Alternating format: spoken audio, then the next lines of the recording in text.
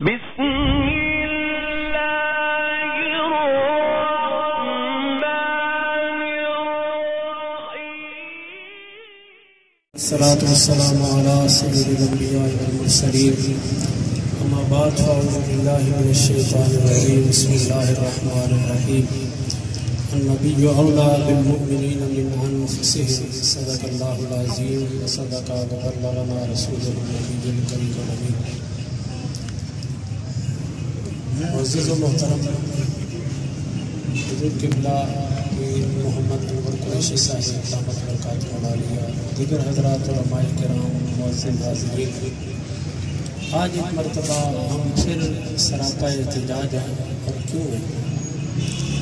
کہ جب بھی کوئی گستاخ کوئی ملعون میرے محبوب کریم صلی اللہ علیہ وسلم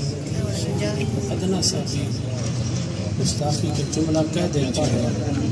تو مسلمان کا دل زخمی ہوتا ہے، مسلمان تڑپ جاتا ہے. اور کیونکہ ہم لوگوں کا اپنے محبوب کریم صلی اللہ علیہ وسلم سے محبت اور عقیدت کا رشتہ ہے، اور مومن النبی اولیٰ بالمؤمنین من انفسہم کے تحت اپنی جانوں سے بھی بڑھ کر اپنے محبوب کریم نبی صلی اللہ علیہ وسلم سے محبت اور پیار کرتے ہیں. حضرات محترم، اسی وجہ سے جب بھی کوئی ایسا عمل ہوتا ہے تو ہم لوگ پریشان بھی ہوتے ہیں اور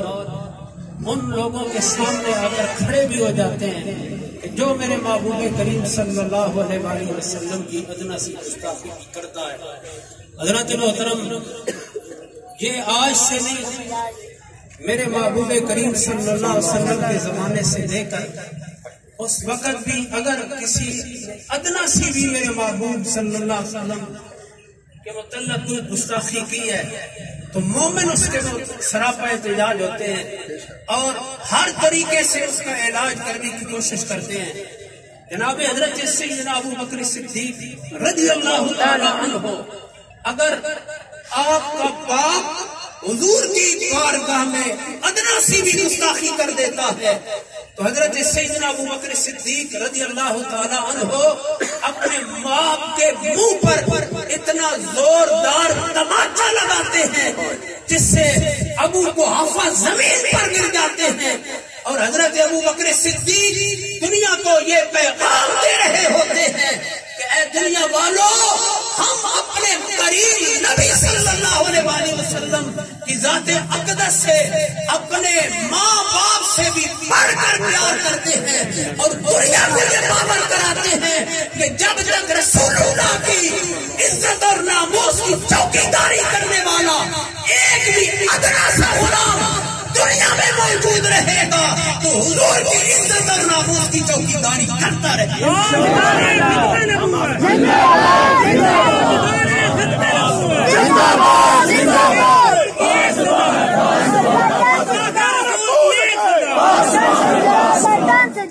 حضرات محترم، اس لیے آج کے اس دور میں حضور کے خاکے بنتے رہے فرانس والے، جرمنی والے، دیگر ممالک جو ہیں وہ حضور کی گستاخیاں کرتے رہے. مسلمان سراپا احتجاج رہے اور آج انڈیا والے انہوں نے اگر یہ جرأت کی ہے مسلمان آج بھی سراپا احتجاج ہے اور پوری دنیا کے حکمرانوں کو یہ باور کرانا چاہتے ہیں کہ جب تک رسول اللہ کی غلام دنیا میں ادنا سا ایک بھی باقی رہے گا تو حضور کی عزت اور ناموس کی چوکیداری کرتے ہوئے نظر آئے.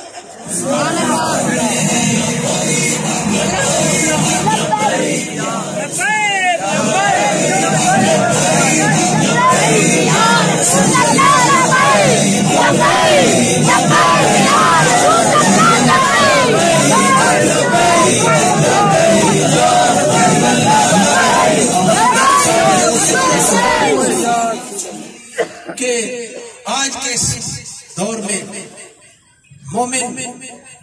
اس کے اندر دنیا کی ساری خرابیاں پائی جا سکتی ہیں، لیکن جب بھی رسول اللہ کی عزت کی بات آتی ہے تو مومن اپنی جانوں کی بھی پرواہ نہیں کرتے، بلکہ وہ میدان عمل میں ہوتے ہیں۔ ہم ان انڈیا والوں کو، بی جے پی کے ان حکمرانوں کو، ان ارکان اسمبلی کو یہ پیغام دینا چاہتے ہیں، انہیں یہ باور کرانا چاہتے ہیں کہ تم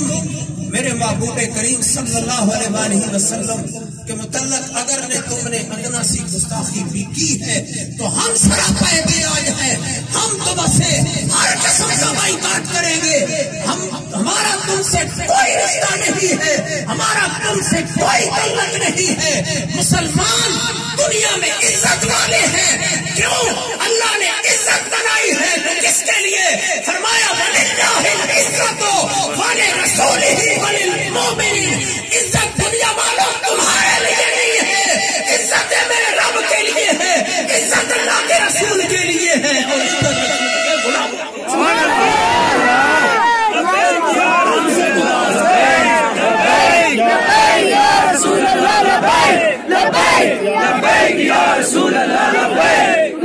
اس لیے